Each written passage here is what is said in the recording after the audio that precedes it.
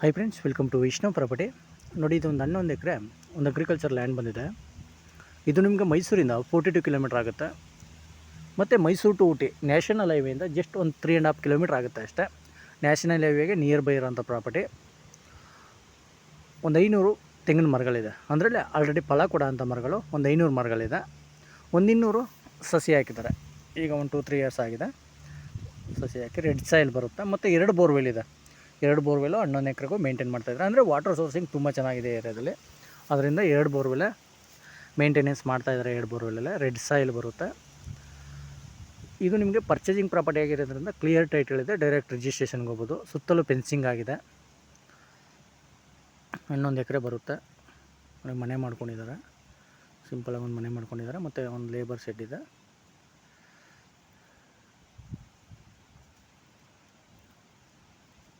ಮತ್ತು ತಾರೋಡಿಂದ ನಿಮಗೆ 1 ಕಿಲೋಮೀಟ್ರ್ ಬರಬೇಕು. ಅಂದರೆ ಅದು ಒಂದು 30 ಅಡಿ ರೋಡು, ದೊಡ್ಡ ರೋಡೇ, ನಕಾಶೆ ರೋಡು.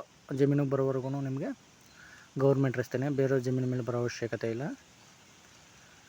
ನೋಡಿ, ಇವರು ಪರ್ ಎಕರ್ ಬಂದು 40 ಲಕ್ಷ ಹೇಳ್ತಾಯಿದ್ದಾರೆ. 40 ಲಕ್ಷ ಹೇಳ್ತಾಯಿದ್ದಾರೆ ಪರ್ ಎಕರು. ನೆಗೋಷಿಯಬಲ್ ಆಗುತ್ತೆ.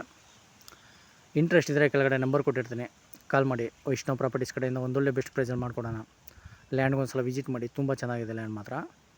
NHಗೆ ನಿಯರ್ ಬೈ ಇರೋ ಅಂಥ ಲ್ಯಾಂಡು. ವಿಡಿಯೋ ಇಷ್ಟ ಆದರೆ ಲೈಕ್ ಆ್ಯಂಡ್ ಸಬ್ಸ್ಕ್ರೈಬ್ ಮಾಡಿ. Okay, thank you friends.